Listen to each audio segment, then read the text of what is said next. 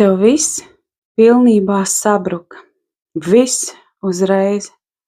Tev bija kolosālas attiecības, tev bija plāni, sapņi, mērķi, kad viss tas būs un aizvedīs līdz ļoti laimīgai laulībai.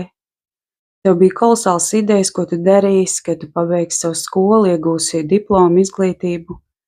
Tas viss palika ļoti neinteresanti, un tu saproti, ka tu ar to nemaz nevēlies nodarboties. Un tu atopies pie sasistas silas, kā saka tautā, tu atopies vecāku mājās.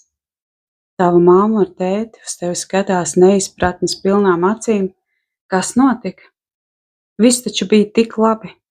Sapņi, tavi mērķi, pilnīgi viss bija ļoti skaisti, sasniedzami. Vienas rokas stiepiena attālumā. Kas notika? Un tu nevari viņiem atbildēt.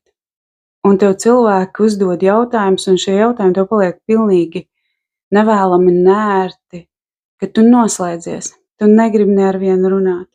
Varbūt tev jau ir doma sākt dzert antidepresantus, varbūt ir kāda panikas lēkme, varbūt arī tu naktīs neguli. Un iespējams, visdrīzākais, tev ļoti trūkst enerģijas. Un tu nezini, ko ar to visu iesākt.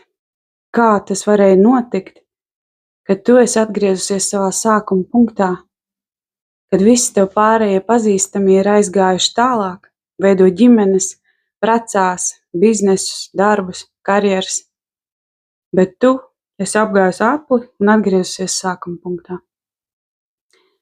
Ja tu vēlies to uzzināt, kas tieši tur notika, un kā vairs nepieļaut to, kad tie sapņi un mērķi tiek būvēti uz smilšu pamata, atnāc pie manis, mēs to visu varam izrunāt un tikt skaidrībā.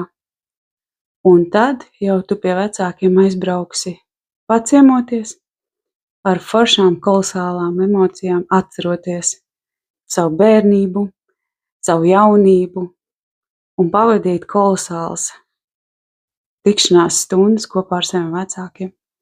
Un tad tev vairs nebūs jāpārdzīvo šis depresīvais stāvoklis, jo tu dzīvosi tālāk savu dzīvi un tu zināsi, ko tu gribi. Lai tev forša diena!